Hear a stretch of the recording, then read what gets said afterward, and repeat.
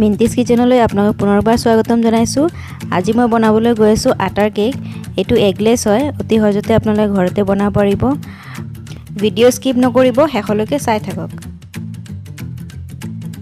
প্ৰথমতে ডাঙৰ এটা বাটিত 1 বাটি আটা লৈ লৈছোঁ। আপুনি যিকোনো আটা ব্যৱহাৰ কৰিব পাৰে। চেনিখিনি মই আগতে গ্ৰাইণ্ডাৰত পাউডাৰ বনাই লৈছোঁ।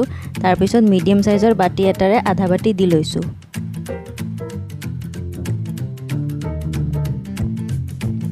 এইখিনি মিক্স কৰি লৈছোঁ। বেকিং পাউডাৰ অলপ দি লৈছোঁ।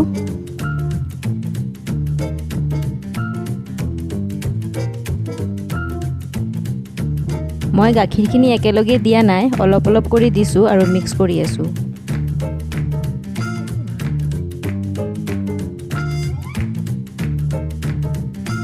এতিয়া এইখিনি ভালদৰে মিক্স কৰি ল'ম। আপুনি ফ্লেভাৰো ইউজ কৰিব পাৰে, মই ইয়াতে ভেনিলা ফ্লেভাৰ ইউজ কৰিছোঁ।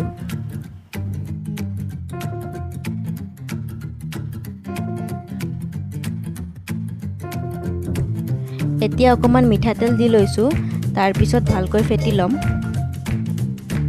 মনত ৰাখিব, কমচে কম 10-15 মিনিটমান ফেটি ল'ব, নহ'লে কেকটো ভাঙি যাব পাৰে। চাওকচোন কিমান ধুনীয়া হৈছে। এনেকুৱা হ'বৰ বাবে মই কমচে কম 20 মিনিটমান ভালকৈ ফেটি লৈছিলোঁ। গেছ জ্বলাই এতিয়া চচপেন বহাই লৈছোঁ।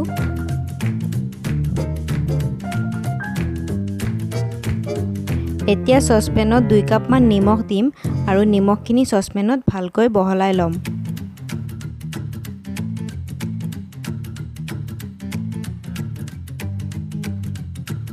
এতিয়া চচপেনটোৰ ভিতৰত এটা ষ্টেণ্ড দি লৈছোঁ। এটা টিফিনৰ বাটিত ৰিফাইন অলপ লৈ হাতেৰে লগাই ল'ম।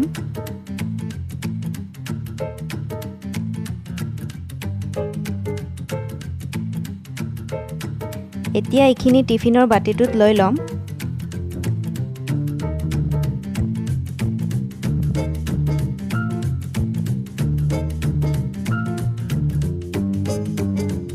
এতিয়া টিফিনটো চচপেনৰ ভিতৰত বহাই ল'ম আৰু ঢাকনিখন দি ল'ম। এতিয়া এনেকৈ মই 25-30 মিনিটমান কম জুইত থৈ দিম।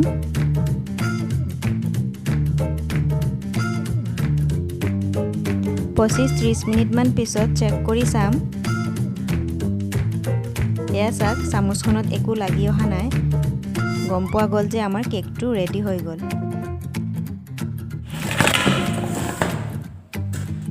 দহ মিনিটমান কেকটো ঠাণ্ডা হ'বলৈ দিম। আমাৰ 10 মিনিট হৈ গৈছে। তাৰপিছত এখন প্লেট লৈ এনেকৈ ওলটাই দিম।